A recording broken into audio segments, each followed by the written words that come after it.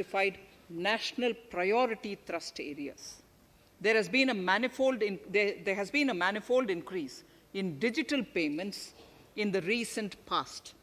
To give a further boost to digital transactions, I earmarked 1,500 crores for a proposed scheme that will provide financial incentive to promote digital mode of payment. We will undertake a new initiative, National Language Translation Mission. This will enable the wealth of governance and policy-related knowledge on the internet being made available in major Indian languages. The new Space India Limited, a PSU under the Department of Space, will execute the PSLV CS-51 launch, carrying the Amazonia satellite from Brazil, along with a few smaller Indian satellites.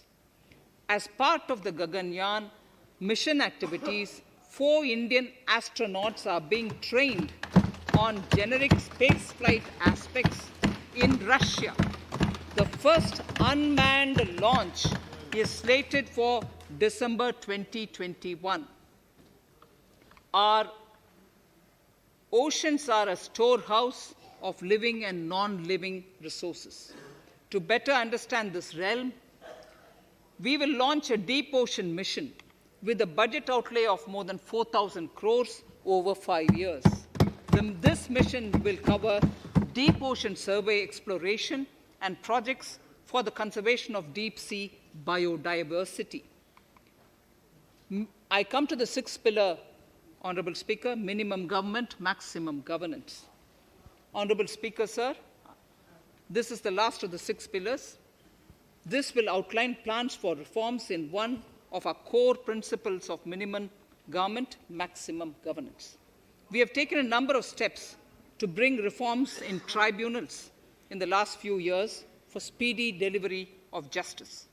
Continuing with the reforms process, I now propose to take further measures to rationalize the functioning of tribunals. We have introduced the National Commission for Allied Healthcare Professionals Bill in Parliament. National Commission for Allied Healthcare Professionals Bill in the Parliament, with a view to ensure transparent and efficient regulation of 56 allied healthcare professionals. Additionally, to bring about transparency, efficiency, and governance reforms in the nursing profession, the National Nursing and Midwifery Commission Bill will be introduced by the government for passing. To have ease of doing business for those who deal with government or CPSEs and carry out contracts, I propose to set up a conciliation mechanism and mandate its use for quick resolution. Honorable Speaker, sir, the forthcoming census could be the first digital census in the history of India.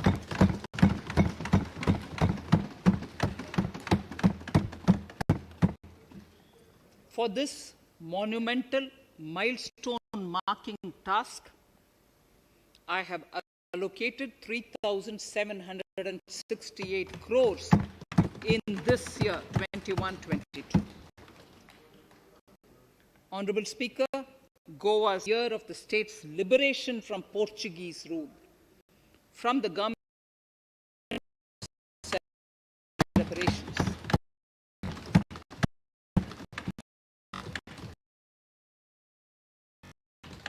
Women and children in Assam and West Bengal, a special scheme will be devised for the same.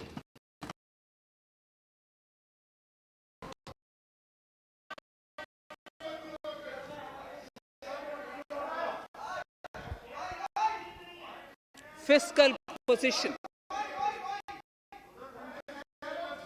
Fiscal position of part A of my speech. I draw the attention of this august House to the fact weak revenue inflow. This was combined with high expenditure to provide essential relief to vulnerable sections of the society, especially the poor, the women, scheduled castes, and scheduled tribes. Unlike many other countries, we opted for a series of medium-sized packages to the evolving situation. Once the health situation stabilized and the lockdown was being slowly lifted, we switched to ramping up government spending so as to revive domestic demand. BE expenditure of 30.42 lakh crores for 2020-21. Our RE estimates are 34.50 lakhs to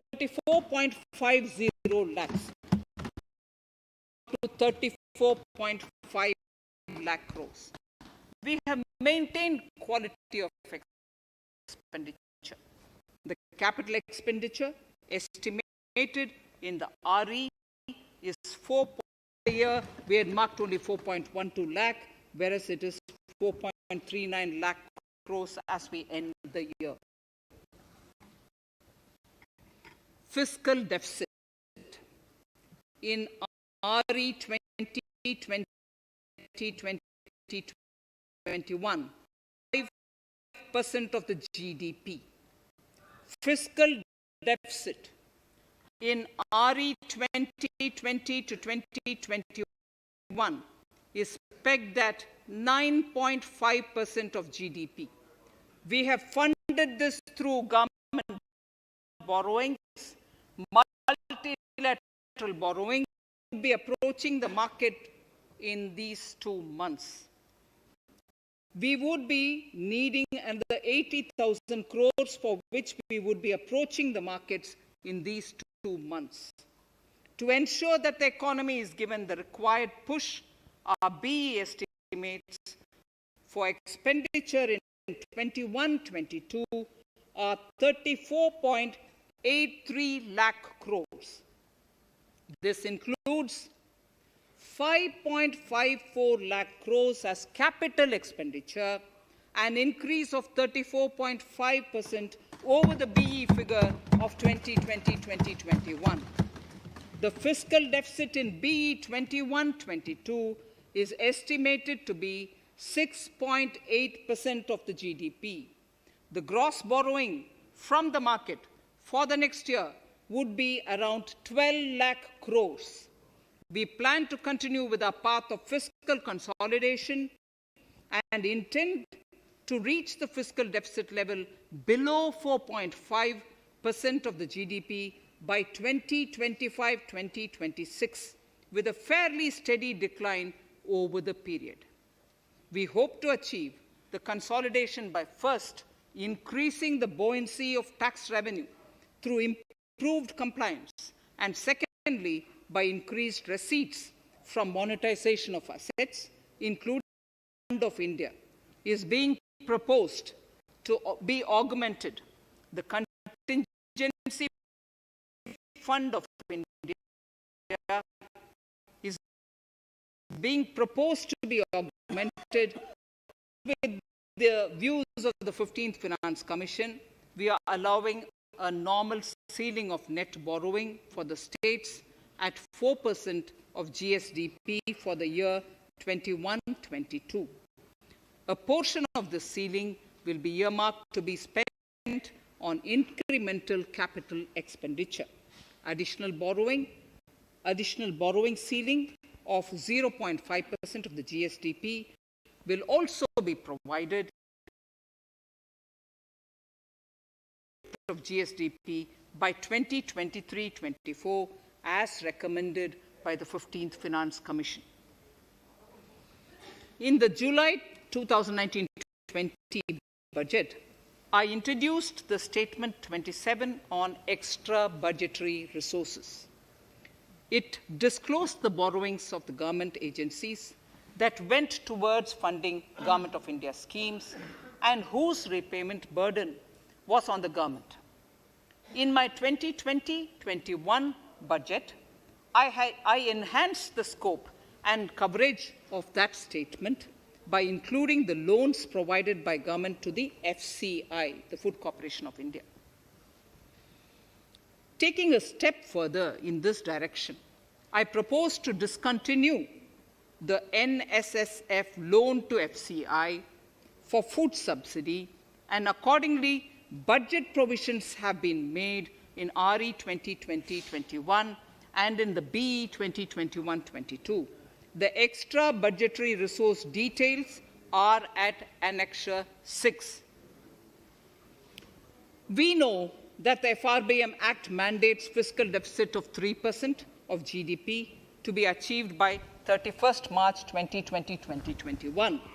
The effect of this year's unforeseen and unprecedented circumstances has necessitated the submission of a deviation statement under Sections 4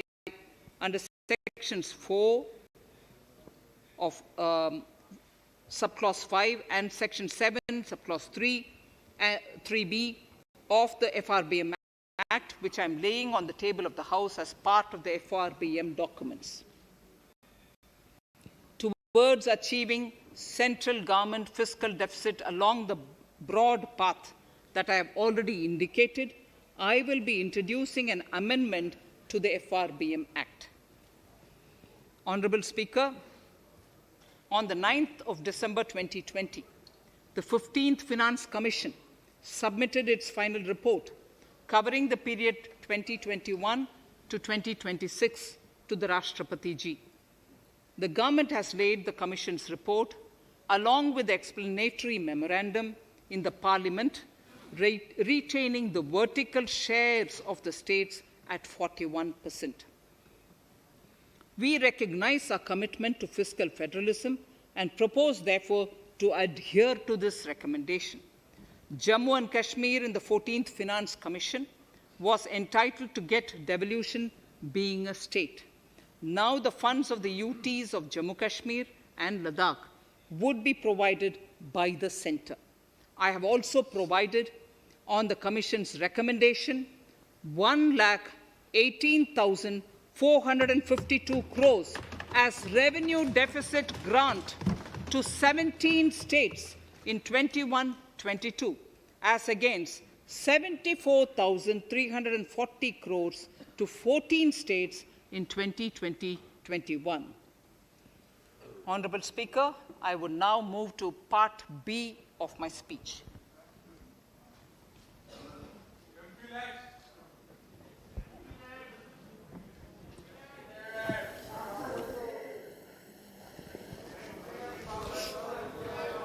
Honourable Speaker, the world is facing a serious challenge of the pandemic and its aftershock.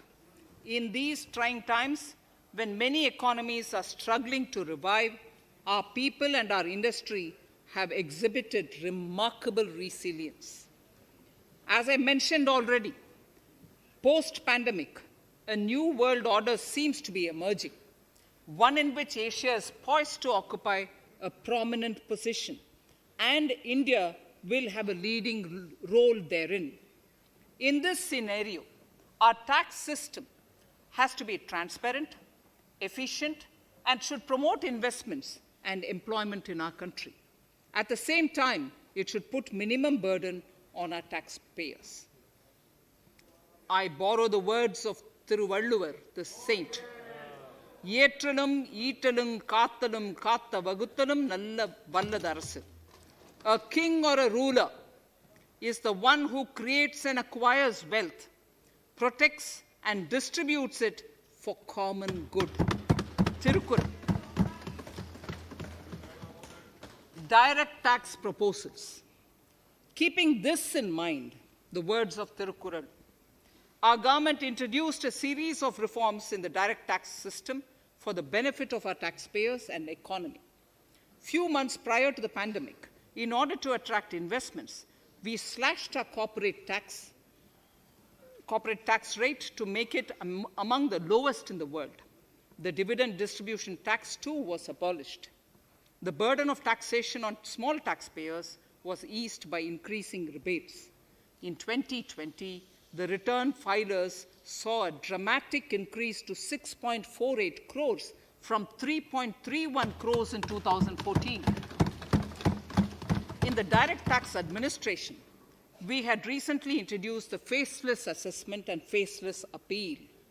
I now seek to take further steps to simplify the tax administration, ease compliance, and reduce litigation. Relief to senior citizens. I begin my direct tax proposals by offering my pranam to our senior citizens. Many of them, despite having foregone several basic necessities of their own, have strived to build our nation. Now, in the 75th year of independence of our country, when we continue our endeavor with renewed vigor, we shall reduce compliance burden on our senior citizens who are 75 years of age and above. For senior citizens who only have pension and interest income, I propose exemption from filing their income tax returns.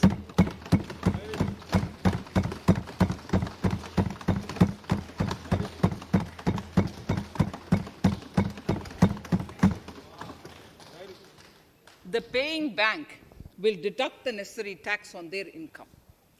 Reduction in time for income tax proceedings. This is a very key announcement, if you ask me.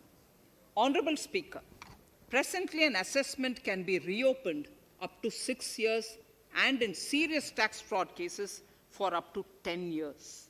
As a result, taxpayers have to remain under uncertainty for a very long time.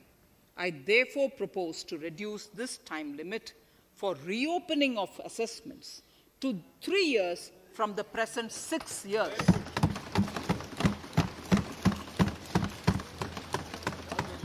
In serious tax evasion cases too, only where there is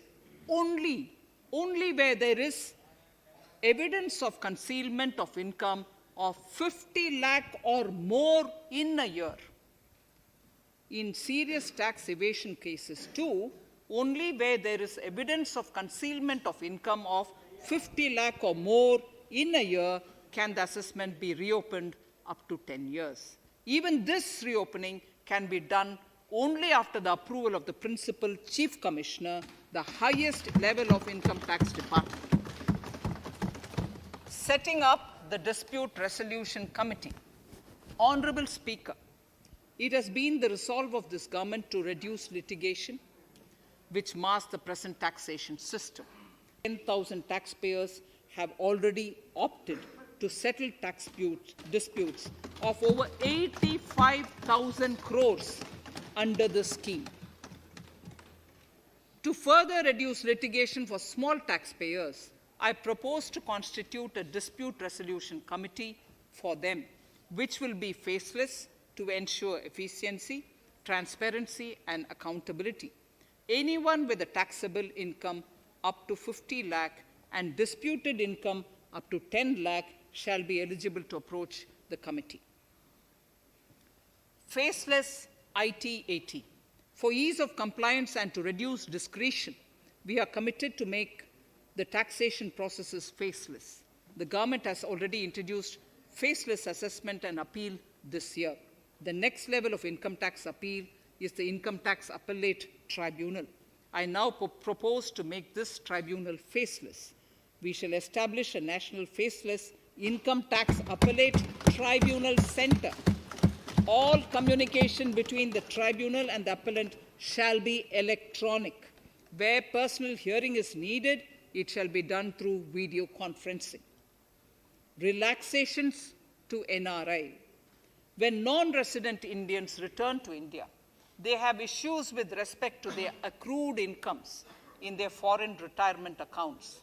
This is usually due to mismatch in taxation period. They also face difficulties in getting credit for Indian taxes in foreign jurisdictions. I propose to notify rules for removing the hardship of double taxation. Exemption from audit. Currently, if your turnover exceeds 1 crore, you have to get your accounts audited. In February 2020 budget, I had increased the limit for tax audit to 5 crores for those who carry out 95% of their transactions digitally. To further incentivize digital transactions and to reduce compliance burden, I propose to increase this limit for tax audit for such persons from 5 crores to 10 crores. Relief for dividend. In the previous budget, I had abolished the dividend distribution tax in order to incentivize investment. Dividend was made taxable in the hands of shareholders. Now, in order to provide ease of compliance, I propose to make dividend payment to rate and InvIT exempt from TDS. Further, as the advance tax, I propose to provide that advance tax liability on dividend income shall arise only after the declaration or payment of dividend. Also, for the foreign portfolio investors, I propose to enable deduction of tax on dividend income at lower treaty infrastructure sector. In the last budget, for attracting foreign investors, sovereign wealth funds and pension funds on their funds are facing difficulties in meeting some of the conditions. In order to ensure that a large number of funds invest in India, I propose to relieve restriction on commercial activities and direct investment in infrastructure. In order to allow funding of infrastructure by issue of zero coupon bonds, I propose to make notified infrastructure debt funds eligible to raise funds by issuing tax efficient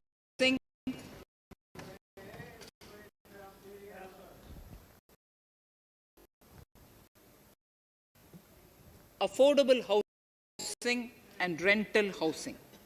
This government sees housing for all and affordable housing as priority areas. In July 2019 budget, I provided an additional deduction of interest amounting to 1.5 lakh for loan taken to purchase an affordable house.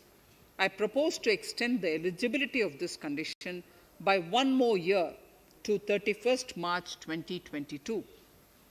The additional deduction of 1.5 lakh shall therefore be available for loans taken up to 31st March 2022 for the purchase of affordable houses. Further, to keep up the supply of affordable houses, I propose that the affordable housing projects can avail a tax holiday for 1 more year till 31st March 1999, committed to promote supply of affordable rental housing for migrant workers. For this, I propose to allow tax exemption for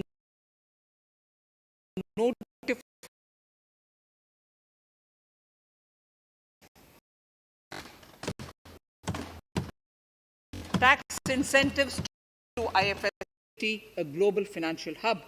In addition to the tax incentives already provided, I propose to include, among others, tax holiday for capital gains for aircraft leasing companies,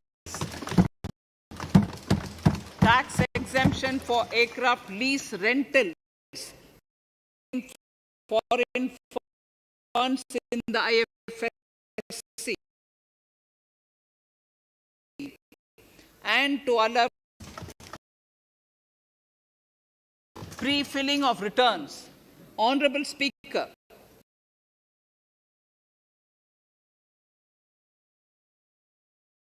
etc., already come pre-filled in income tax returns. To further ease filing of returns, details of capital gains from listed securities, dividend income, and interest from banks, post office, etc., will also be now pre-filled. Relief to small trusts. We hope to reduce compliance burden on small charitable trusts running educational institutions and hospitals. So far, there is a blanket exemption to such entities whose annual receipt does not exceed 1 crore of rupees. I now propose to increase this amount to 5 crores. Labour welfare.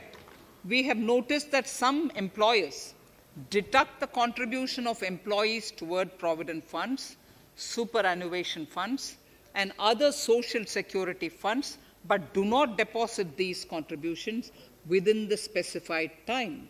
For these employees, this means a loss of interest or income. In cases where an employer later becomes financially unviable, non-deposit results in a permanent loss for the employees. In order to ensure that employees' contributions are deposited on time, I reiterate that the late deposit of employees' contribution by the employer will not be allowed as deduction to the employer.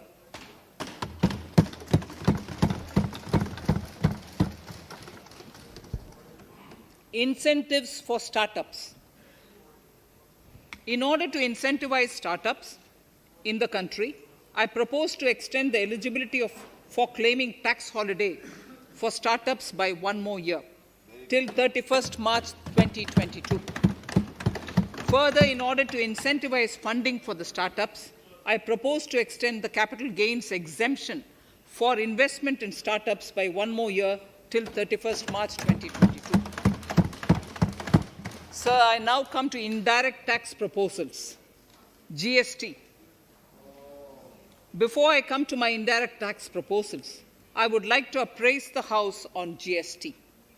The GST is now 4 years old, and we have taken several measures to further simplify it. Some of the measures include nil return through SMS, quarterly return and monthly payment for small taxpayers, electronic invoice system, validated input tax statements, pre-filled editable GST return, and staggering of returns filing. The capacity of GST and system has also been enhanced. We have also deployed deep analytics and artificial intelligence to identify tax evaders and fake billers and launched special drives against them. The results speak for themselves. We have made record collections in the last few months. The GST Council has painstakingly thrashed out thorny issues. As chairperson to the Council, I want to assure this House that we shall take every possible measure to smoothen the GST further and to remove anomalies such as inverted duty structure. Custom duty rationalization. Our custom duty policy should have the twin objective of promoting domestic manufacturing and helping India get on to global value chain and export of value-added products. Towards this, last year, we started overhauling the customs duty structure, eliminating 80 outdated exemptions. I also thank everyone who responded overwhelmingly To a crowd propose to review more than 400 old exemptions this year. I repeat, I now propose to review more than 400 old exemptions this year. We will conduct this through extensive consultations, and from 1st October 2021, we will put in place a revised customs duty structure free of distortions. I also propose that any new customs duty exemptions, therefore, henceforth will have validity up to 31st March, following 2 years from the date of the issue. Electronic and mobile phone industry. Domestic electronic manufacturing has grown rapidly. We are now exporting items like mobiles and chargers. For greater domestic value addition, we are withdrawing a few exemptions on part of chargers and subparts of mobiles. Further, some parts of mobiles will move from nil rate to a moderate 2.5%. Iron and steel. MSMEs and other user industries have been severely hit by a recent sharp rise in iron and steel prices. Therefore, we are reducing customs duty uniformly to 7.5% on semis, flats, and long products of non-alloy, alloy, and stainless steels.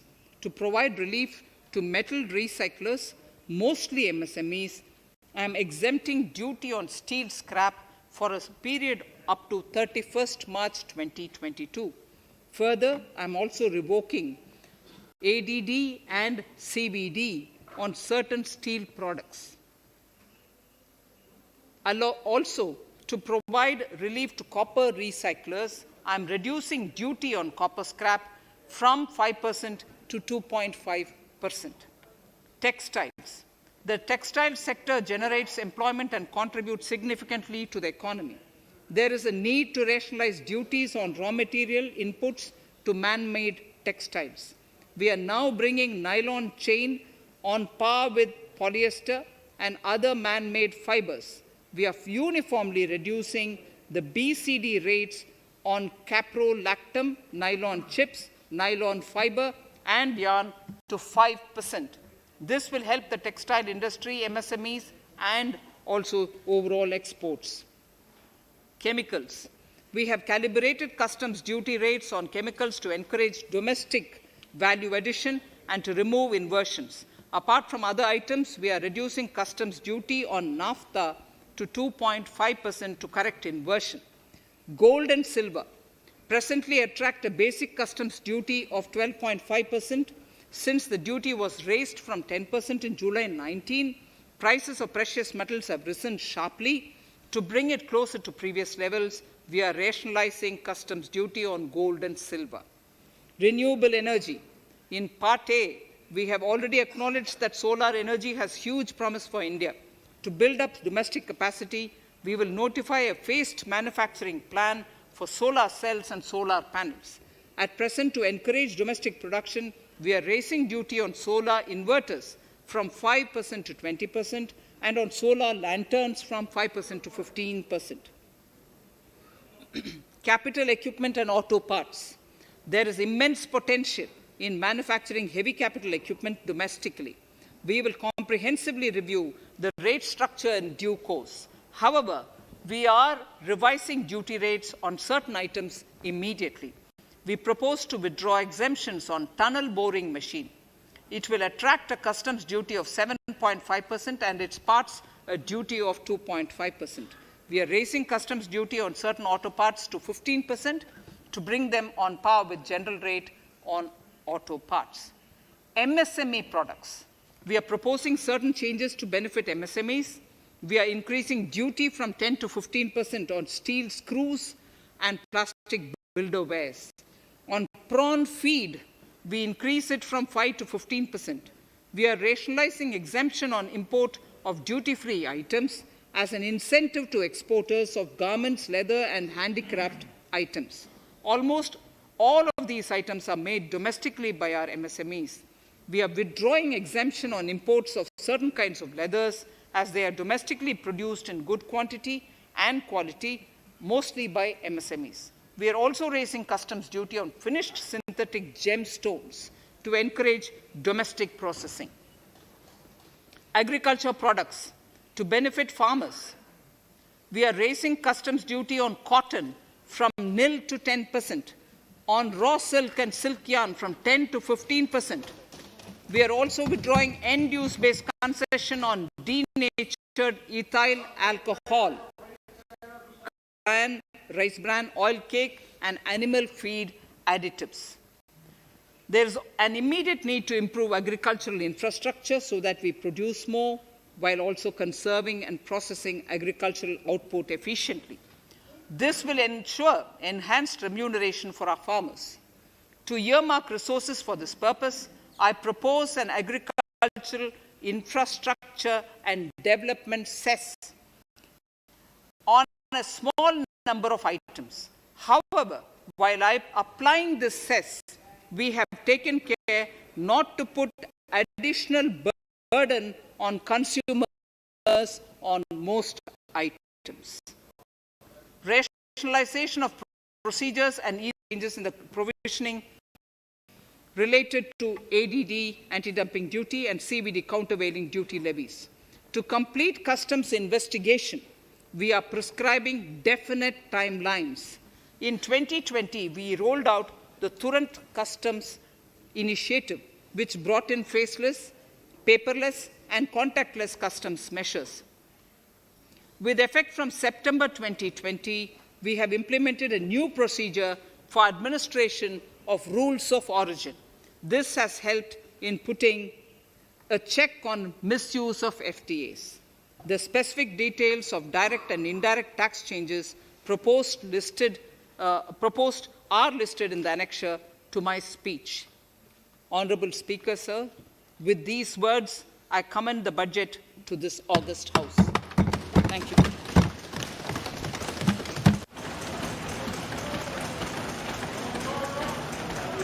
Item number 1, माननीय मंत्री जी, item number 1। Sorry, I don't have it with me. Sir, I wish to place on table the 15th Finance Commission report.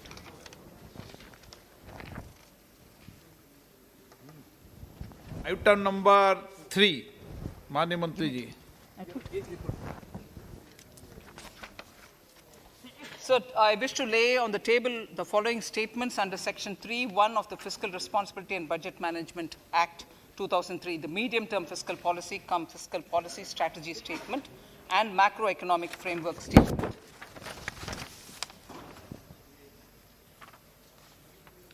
Item number 4. So, I wish to seek your permission to move for leave to introduce the Finance Bill 2021. प्रश्न ये कि विधेयक को पुनर्स्थापित करने की अनुमति प्रदान की जाए। जो सदस्य इसके पक्ष में हाँ कहें, जो सदस्य इसके विरोध में ना कहें। मेरे विचार में निर्णय हाँ वालों के पक्ष में हुआ, हाँ वालों के पक्ष हुआ। माननीय मंत्री जी विधेयक को पुनर्स्थापित करें। Shri Prahlad Joshi ji. With your permission, I rise to present the 18th report of Business Advisory Committee.